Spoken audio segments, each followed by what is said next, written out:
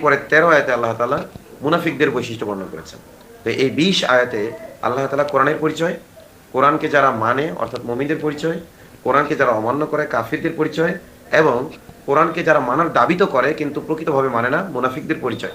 মোট কতটি আয়াতে তুলে ধরেছেন? 20টি আয়াতে। এর প্রথম আয়াতের অর্থ কেউ জানে না, আবার বলছি, প্রথম আয়াতের অর্থ কেউ জানে না। দ্বিতীয় আয়াতে কোরআনের পরিচয়, তৃতীয় চতুর্থ পঞ্চম আয়াতে মুমিনের পরিচয়, ষষ্ঠ ও সপ্তম আয়াতে কাফের বৈশিষ্ট্য। এরপরে অষ্টম আয়াত থেকে নিয়ে একেবারে 20 নম্বর আয়াত পর্যন্ত মোট কতটা আয়াত? 13 আয়াত আল্লাহ তাআলা মুনাফিকদের পরিচয় দিয়েছেন। এই দিকে কিছু লোক বসলে ভালো হয়, তাহলে আমার জন্য কথা বলতে সুবিধা হবে। মানে আমার শুধু একদিকেই ঘুরতে হচ্ছে। এই 20টি আয়াতে আল্লাহ তাআলা কোরআনের পরিচয়, কোরআনকে যারা মেনে চলবে অর্থাৎ মুমিনদের পরিচয়, কোরআনকে যারা প্রকাশ্যে প্রত্যাখ্যান করেছে কাফিরদের পরিচয়, আরেকটা গ্রুপ আছে যারা কোরআনকে মানার দাবি করে কিন্তু মন থেকে মানতে চায় না, মুনাফিকদের পরিচয়। তাহলে এই 3 শ্রেণীর মানুষের পরিচয় আল্লাহ তাআলা তুলে ধরেছেন প্রথম 2 রুকুতে, তাই তো? এবার তৃতীয় রুকুতে আল্লাহ তাআলা সকল মানব জাতিকে উদ্দেশ্য করে বলতেছেন, অর্থাৎ কাফেরদেরকে উদ্দেশ্য করে বলতেছেন, মুমিনদেরকে উদ্দেশ্য করে বলতেছেন, মুনাফিকদেরকেও উদ্দেশ্য করে বলতেছেন, কমন ভাবে ডাকতেছেন আল্লাহ। প্রথমে মানুষ যে 3 প্রকারের বৈশিষ্ট্য আগে তুলে ধরলেন, কার কি বৈশিষ্ট্য তুলে ধরার পর এরপর আল্লাহ তাআলা সবাইকে উদ্দেশ্য করে কমন ভাবে বলতেছেন, ইয়া আইয়ুহান নাস, হে মানুষ। এখানে কি বলছে? ইয়া আইয়ুহাল মুমিনুন বলছে? ইয়া আইয়ুহাল কাফিরুন বলছে? ইয়া আইয়ুহাল মুনাফিকুন বলছে? না, বরং কমন ভাবে বলছে, ইয়া আইয়ুহান নাস, হে মানুষ, উবুদু রব্বাকুম, তোমরা তোমাদের রবের দাসত্ব করো। কার দাসত্ব করো? রবের। দাসত্বের সংজ্ঞা আমি এর আগে বলেছিলাম, ইবাদত আর ইতাআতের মধ্যে কিছু পার্থক্য রয়েছে। একটি হলো আনুগত্য, আর একটি হলো কি? দাসত্ব। আল্লাহ বলেছেন আতিউল্লাহ আতিউর রাসূল ওয়া উলিল আমরি মিনকুম, আল্লাহর দাসত্ব করো, রাসূলের দাসত্ব করো, এবং উলুল আমর অর্থাৎ যাদের কমান্ড অথরিটি আছে তাদের দাসত্ব করো। যেমন ইসলামী রাষ্ট্রের যে শাসক, তিনি নাগরিকের উপর কর্তৃত্ব রাখেন, আদেশ দেওয়ার কর্তৃত্ব রাখেন সুনির্দিষ্ট কিছু ক্ষেত্রে, নাকি সব ক্ষেত্রে? রাষ্ট্র সংক্রান্ত কিছু ক্ষেত্রে তিনি নাগরিকদের উপর কিছু আদেশ নিষেধ আরোপ করার অধিকার রাখেন, যে আদেশ বা যে নিষেধ সরাসরি আল্লাহ আরোপ করেন নাই। অর্থাৎ আল্লাহ ওইটা আদেশও করেন নাই, আল্লাহ ওইটা নিষেধও করেন নাই। অর্থাৎ আল্লাহ ওইটা মুবাহ রেখেছেন। করা করা না করা কোনোটাই গুনাহ না, কোনোটা নেকও না। এমন ক্ষেত্রে যদি মুসলিম শাসক আদেশ দেন, মানা কি হয়ে যায়? ফরজ হয়ে যায়। এটা হলো তার আনুগত্য, এটা ইবাদত না, এটা হলো কি? ইতাআত, আনুগত্য। এই আনুগত্যটাও কখনো ইবাদতে পরিণত হতে পারে। কখন? যখন শাসক হুকুম দিবে আল্লাহর হুকুমের বাইরে, আর সেটারও আনুগত্য হবে, তখন এটা কিসে পরিণত হয়ে যাবে? সরাসরি ইবাদতে পরিণত হবে। আল্লাহ আমাদের বোঝার তৌফিক দান করেন। তো ইয়া আইয়ুহান নাস, হে মানুষ, উবুদু রাব্বাকুম, শব্দটা হলো উবুদু, মিলিয়ে পড়লে ইয়া আইয়ুহান নাস উবুদু, এটা মিলিয়ে পড়লে। ভেঙে ভেঙে যদি পড়ি ইয়া আইয়ুহান নাস, হে মানুষ, উবুদু রাব্বাকুম, তোমরা তোমাদের রবের দাসত্ব করো, তোমরা তোমাদের রবের গোলামি করো। আল্লাযী খালাকাকুম, যিনি তোমাদেরকে সৃষ্টি করেছেন, ওয়াল্লাযীনা মিন ক্বাবলিকুম, এবং তোমাদের পূর্ববর্তীদেরকে সৃষ্টি করেছেন। যিনি তোমাদেরকে সৃষ্টি করেছেন এবং সৃষ্টি করেছেন তোমাদের পূর্বে যারা গত হয়ে গেছে। আমাদেরকে আল্লাহ তাআলা সৃষ্টি করেছেন, আমাদের পিতামাতাকেও তিনি সৃষ্টি করেছেন, আমাদের দাদা দাদিকেও তিনি সৃষ্টি করেছেন। দাদা দাদির যে উসুল আছে, অর্থাৎ তারা যাদের ঔরসে জন্মগ্রহণ করেছেন তাদেরকেও সৃষ্টি করেছেন কে? আল্লাহ ব্যাপারে বলেছেন ইয়া আইয়ুহাল্লাযীনা আমানু তাকুল্লাহ, হে ঈমানদারগণ তোমরা আল্লাহর ব্যাপারে যত্নবান হও, আল্লাহর ব্যাপারে সতর্ক হও। আল্লাযী খালাকাকুম মিন নাফসিন ওয়াহিদা, যিনি তোমাদেরকে এক প্রাণ থেকে সৃষ্টি করেছেন। ওয়া খালাকা মিনহা যাওজাহা, এবং তার থেকে সৃষ্টি করেছেন তার স্ত্রীকে। ওয়া বাসসা মিনহুমা রিজালান কাসীরা ওয়া নিসা, এবং তাদের দুইজনের মাধ্যমে আল্লাহ তাআলা ছড়িয়ে দিয়েছেন পৃথিবীতে অসংখ্য নারী পুরুষ। ওয়াত্তাকুল্লাহাল্লাযী তাসাআলুনা বিহি ওয়াল আরহাম, তোমরা ওই আল্লাহ তাআলাকে ভয় করো যার যার দোহাই দিয়ে তোমরা একে অপরের কাছ থেকে কিছু চাও, সাহায্য সহযোগিতা চাও, অর্থবিত্ত চাও। হ্যাঁ, চাই না আমরা? আল্লাহ দোহাই দিয়ে অনেক কিছু। তো তার ব্যাপারে তোমরা যত্নবান হও, ওয়াল আরহাম, এবং আত্মীয়তার সম্পর্কের ব্যাপারে তোমরা কি হও? যত্নবান হও। তো ওখানে আল্লাহ বলেছেন যে আল্লাহ কিভাবে মানব জাতিকে সৃষ্টি করেছেন। প্রথমে আদমকে সৃষ্টি করেছেন, এরপরে তার কিছু অংশ দিয়েই আদমের যে বুকের হাড় রয়েছে, বাঁকা হাড় পাঁজরের, এই হাড় দিয়ে হাওয়া আলাইহিস সালামকে সৃষ্টি করেছেন, এবং পরবর্তী তাদের মধ্যে বিবাহ দিয়েছেন। এবং আমরা ইতিপূর্বে বিভিন্ন সময় আলোচনা করেছি আদম আলাইহিস সালাম যে দুনিয়ায় আগমন, তো তাদের মাধ্যমে তাদের দুইজন থেকে কি করেছেন? অসংখ্য নারী পুরুষ আল্লাহ তাআলা জমিনে ছড়িয়ে দিয়েছেন। তো সবাই কাদের সন্তান? আদম হাওয়ার সন্তান। তো আল্লাহ তাআলা সেটাই স্মরণ করে দিচ্ছেন। যিনি তো ইয়া আইয়ুহান নাসু উবুদু রাব্বাকুম আল্লাযী খালাকাকুম, হে মানুষ তোমরা তোমাদের ওই রবের দাসত্ব করো, ওই রবের গোলামি করো যিনি তোমাদেরকে সৃষ্টি করেছেন। ওয়াল্লাযীনা মিন ক্বাবলিকুম, এবং তোমাদের পূর্বে যত মানুষ এসেছে তাদেরকেও তিনিই সৃষ্টি করেছেন। কেন? লাআল্লাকুম তাত্তাকুন, যাতে তোমরা তাকওয়া অবলম্বন করো। কি অবলম্বন করো? তাকওয়া অবলম্বন করো। তাকওয়া মানে কি? তাকওয়া মানে হলো, মুফাসসিরুন এর ব্যাখ্যায় লিখেছেন যে আল্লাহ সুবহানাহু ওয়া তাআলার ব্যাপারে এমনভাবে সতর্ক থাকা যে তার সকল আদেশ বাস্তবায়ন করা এবং সকল নিষেধ থেকে বিরত থাকা। তাকওয়া শব্দের অর্থ মূলত বেঁচে থাকা। খেয়াল করেন, তাকওয়া শব্দের অর্থ কি? বেঁচে থাকা। শাব্দিক অর্থ। শাব্দিক অর্থে তাকওয়া অর্থ কি? বেঁচে থাকা। ইত্তাকা মানে কি? বেঁচে থাকা। হ্যাঁ, যেমন অত্তাকুন নার, তোমরা আগুন থেকে বেঁচে থাকো। হুম? আগুন থেকে বেঁচে থাকো। কোরআনে আছে না? ফাত্তাকুন নার আল্লাতী উইদ্দাত লিল কাফিরিন। তোমরা আগুন থেকে বাঁচো যে আগুন সৃষ্টি করেছে কাদের জন্য? ওইখানে যে ইত্তাকা শব্দটা এসেছে কিসের থেকে? মানে ওটা শাব্দিক অর্থেই ব্যবহার হয়েছে। ওটা কি কোন অর্থে? এখন আ আ এখানে যদি তোমরা অর্থ করো যে লাআল্লাকুম তাত্তাকুনাল্লাহ, এটাই তো আল্লাহ তাআলা থেকে বেঁচে থাকো। এখানে আল্লাহ তাআলা কি বাঘ না ভালুক? মানে ঐরকম একটা ভয়ংকর ভীতিকর আ অর্থ নেওয়া যাবে না এখান থেকে। লাআল্লাকুম তাত্তাকুন। এখানে কি অর্থ ধরে নিতে হবে? হ্যাঁ, এখানে তাকওয়া শব্দের অর্থ হলো বেঁচে থাকা। তাকওয়া শব্দের অর্থ কি? বেঁচে থাকা। আ আল্লাহর হুকুম বাস্তবায়ন করা এবং গুনাহ থেকে বেঁচে থাকা। তো এখানে বেঁচে থাকা নামটা কেন রাখা হইলো? হুকুম বাস্তবায়ন করা এবং নিষেধ থেকে বেঁচে থাকা, ২ টার মধ্যে গুরুত্বপূর্ণ হইলো কি? গুনাহ থেকে বাঁচাটা বেশি গুরুত্বপূর্ণ। আদেশ কতটুকু মানতে পারলাম, এর চেয়ে বেশি গুরুত্বপূর্ণ নিষেধ থেকে বেঁচে থাকতে পারলাম কিনা। রাসূলুল্লাহ সাল্লাল্লাহু আলাইহি ওয়াসাল্লাম বলেছেন, আমি তোমাদেরকে যা আদেশ করি তা সাধ্যানুযায়ী বাস্তবায়ন করো এবং যা কিছু থেকে নিষেধ করি বেঁচে থাকো। ওখানে বলে নাই সাধ্যানুযায়ী বেঁচে থাকো। বুঝা গেছে কথা? আমি তোমাদেরকে যে সকল বিষয়ের আদেশ করি সাধ্যানুযায়ী তা বাস্তবায়ন করো। আর যা কিছু থেকে নিষেধ করি তা থেকে বেঁচে থাকো। বলে যে রাসূল সাল্লাল্লাহু আলাইহি ওয়াসাল্লাম বলেন না যে সাধ্যানুযায়ী বেঁচে থাকো।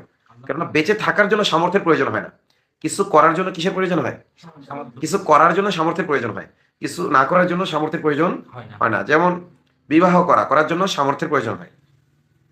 ব্যভিচার করব না, না করার জন্য কি সামর্থ্যের প্রয়োজন? একটা জিনিস করব না। তো না করার জন্য কিসের প্রয়োজন নাই? সামর্থ্যের প্রয়োজন নাই। বিরত থাকার জন্য সামর্থ্যের প্রয়োজন নাই। করার জন্য সামর্থ্যের প্রয়োজন। কোন কিছু করতে হলে কি দরকার? আমার সক্ষমতা দরকার। যেমন নামাজ পড়ার জন্য সক্ষমতা দরকার। ঠিক আছে? কিন্তু বিড়ি না খাওয়ার জন্য কোন সামর্থ্য দরকার? বিড়ি খাবো না, এটার জন্য সামর্থ্য লাগবে? হ্যাঁ? বুঝাতে পারছি কিনা? এইজন্য আল্লাহ সুবহানাহু ওয়া তাআলার যত আদেশ আছে এগুলো আমরা সাধ্যানুযায়ী বাস্তবায়ন করব। কিন্তু নিষেধাজ্ঞা থেকে পুরোপুরি বেঁচে থাকবো। তো এইজন্য তাকওয়া তাকওয়ার পারিভাষিক অর্থ হইলো আল্লাহ তাআলার সকল আদেশ বাস্তবায়ন করা সাধ্যানুযায়ী। সাধ্যানু ওয়াত্তাকুল্লাহ মাস্তাতাতুম। ফাত্তাকুল্লাহ মাস্তাতাতুম। তোমরা সামর্থ্য অনুযায়ী তাকওয়া অবলম্বন করো। এখানে বলা হয়েছে। এখানে সামর্থ্য অনুযায়ী তাকওয়া দ্বারা উদ্দেশ্য হলো কি? ইমতিসালুল আওয়ামির।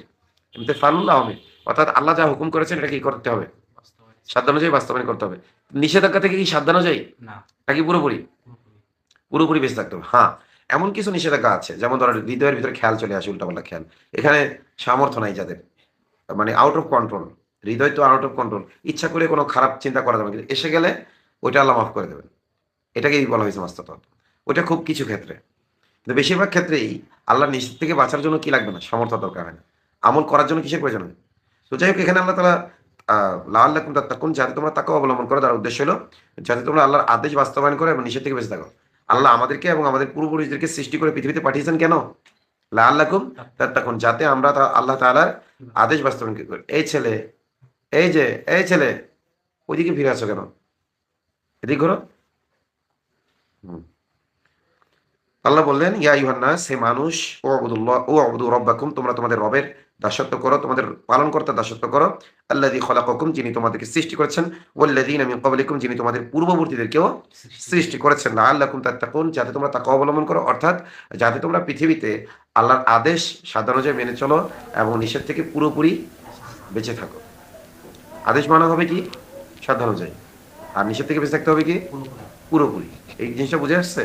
আল্লাহ আমাদের তৌফিক দান করুন। এখন তাকওয়াকে তাকওয়া নাম রাখা হলো কেন? তাকওয়ার শাব্দিক অর্থ তো বেঁচে থাকা। অর্থাৎ তাহলে গুনাহ থেকে বেঁচে থাকার সাথে বেশি মিল আছে। আমল করার সাথে তো তাকওয়ার শাব্দিক অর্থে মিল নেই, আছে? কিন্তু এই দুইটা সমষ্টি আল্লাহ তাআলা তাকওয়া রেখেছেন। আল্লাহর আদেশ মানা এবং নিষেধ থেকে বেঁচে থাকা, এটা দুইটাকেই পারিভাষিক ভাষায় কি বলে? তাকওয়া বলে। কিন্তু এটার নাম তাকওয়া কেন রাখা হইলো? কারণ হলো আদেশ বাস্তবায়নটা সামর্থ্যের উপর নির্ভর করবে। এর চেয়ে বেশি গুরুত্বপূর্ণ হলো নিষেধ থেকে বেঁচে থাকা। এই জন্য দেখো লা ইলাহা আগে ইল্লাল্লাহ বলে। লা ইলাহা বেঁচে থাকা, তাগুত থেকে কি করা? বেঁচে থাকা, তাগুতকে বর্জন করা, এরপরে ইল্লাল্লাহ বলে। এই জন্য নিষেধ থেকে বেঁচে থাকাটা অগ্রগামী।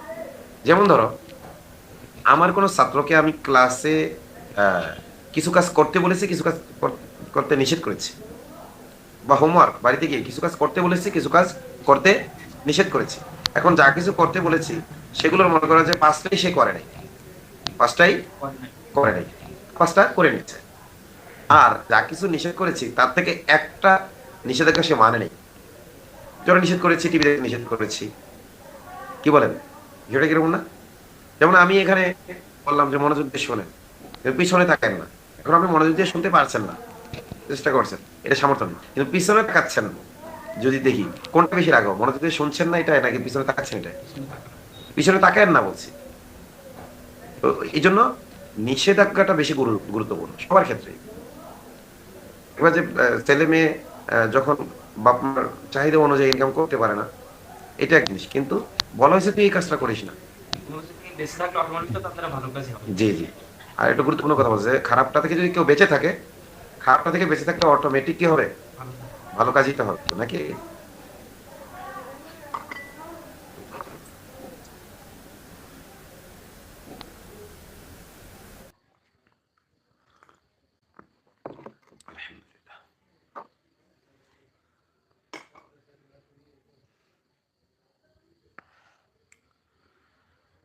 আল্লাযী জাআলা লাকুমুল আরদা ফিরাশা ওয়াস সামাআ বিনাআ, যিনি তোমাদের জন্য জমিনকে করেছেন বিছানা স্বরূপ। কি স্বরূপ? জমিন অতিরিক্ত শক্তও না যে এতে চলা দুষ্কর হয়ে যায় বান্দাদের জন্য, এতে থাকা দুষ্কর হয়ে যায়, চাষাবাদ দুষ্কর হয়ে যায়, এমন কি? আবার এত নরমও না যে বান্দারা ধসে যায়, যেমনটা বিছানা। বিছানা অতিরিক্ত নরমও না, আবার এত বেশি শক্তও না যে শুইতে কষ্ট হয়। তো জমিনকে আল্লাহ কি বানিয়েছেন? বিছানা স্বরূপ বানিয়েছেন। কাদের জন্য? আল্লাযী জাআলা লাকুম, যিনি তোমাদের কল্যাণের জন্য, তোমাদের কল্যাণার্থে পৃথিবীকে বিছানা স্বরূপ করেছেন। ওয়াস সামাআ বিনাআ, মহাকাশকে করেছেন ছাদ স্বরূপ। ওয়া আনজালা মিনাস সামাই মাআ, এবং আকাশ থেকে তিনি পানি বর্ষণ করেন।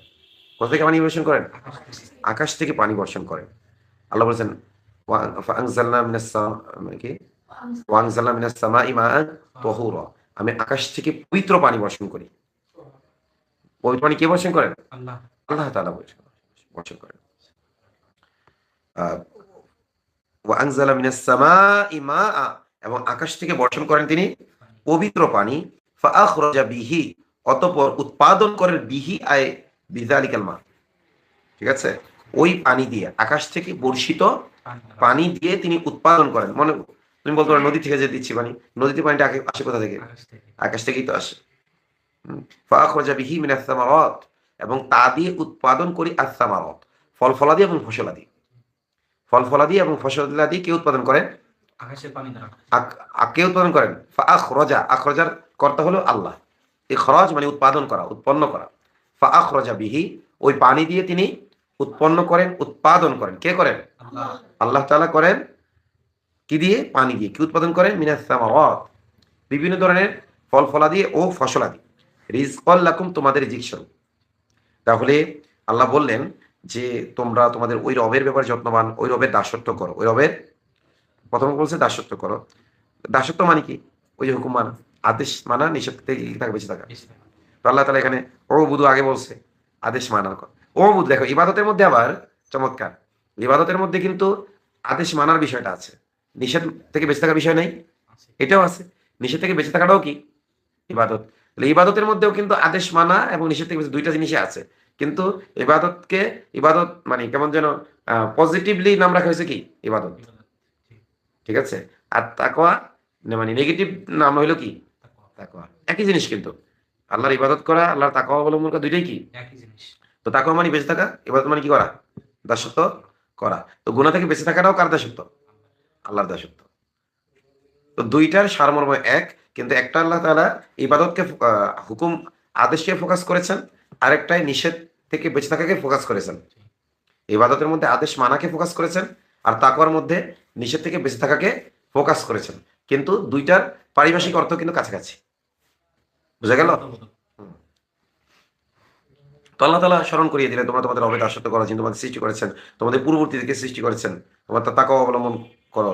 তিনি তোমাদের জন্য জমিকে বিছানা স্বরূপ বানিয়েছেন, আকাশকে ছাদ স্বরূপ বানিয়েছেন, এবং আকাশ থেকে পানি বর্ষণ করেন। সেই পানি দিয়েই তো যত ধরনের ফল ফলাদি ফসলাদি যা কিছু উৎপাদন হয়, পানি ছাড়া হয় না। এবং পানি দিলেই কি হয়? আল্লাহর ইচ্ছা ছাড়া, আল্লাহ ইচ্ছা ছাড়া তো হয় না। আফার আই তোমরা তাহরুসুন, তোমরা যে ফসল উৎপাদন করে এবারে ভেবে দেখেছো কি? আনতুম তাজরউনাহু আম নাহনু যারিউন।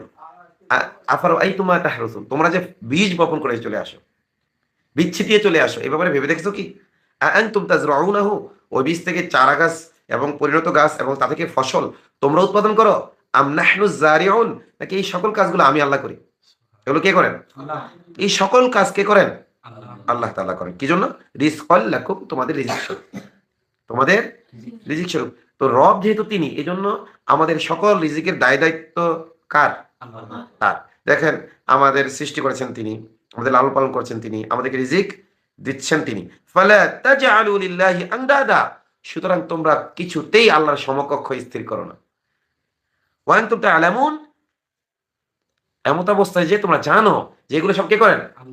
তোমরা তো জানো তোমাদেরকে এক আল্লাহ ছাড়া কেউ সৃষ্টি করে নাই। তিন শ্রেণীর লোককে আল্লাহ উদ্দেশ্য করে বলছে। কোন তিন শ্রেণীর লোক? যারা কোরআন মানে মুমিন, যারা কাফির, যারা মুনাফিক। পুরো পৃথিবীর মানুষ এই তিন শ্রেণী। তো এই তিন শ্রেণীর মানুষ প্রায় সবাই, ব্যতিক্রম কিছু আছে নাস্তিক, কিন্তু জুমহুর অধিকাংশ মানুষ, এই তিন শ্রেণীর অধিকাংশ মানুষ কি বিশ্বাস করে? আসমান জমি কে সৃষ্টি করছেন? নাকি আল্লাহ সৃষ্টি করছেন? বলে আওয়ামী লীগ বলেন, বিএনপি বলেন, জামাত ইসলাম বলেন, চরমনাই বলেন, সবাই কি বলে? এগুলো সব সৃষ্টি করেছেন কে? আমাদেরকে সৃষ্টি করেছেন কে? আওয়ামী লীগ কি বলে? বিএনপি কি বলে? জামাত কি বলে? চরমনাই কি বলে? হেফাজত কি বলে? তাহলে দলমত নির্বিশেষে সবাই তো এগুলো স্বীকার করে কে করছেন?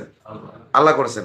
তারপরে রিজিক দেন আল্লাহ, আসমান থেকে পানি বর্ষণ করেন আল্লাহ, জমিনকে বিছানা স্বরূপ বানিয়েছেন আল্লাহ, আকাশকে ছাদ স্বরূপ বানিয়েছেন আল্লাহ।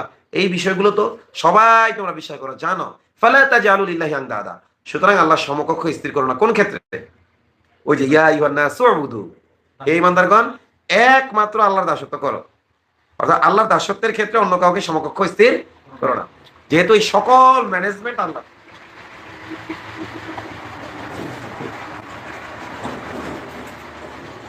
চলে যাক, যেহেতু সকল ম্যানেজমেন্ট কার?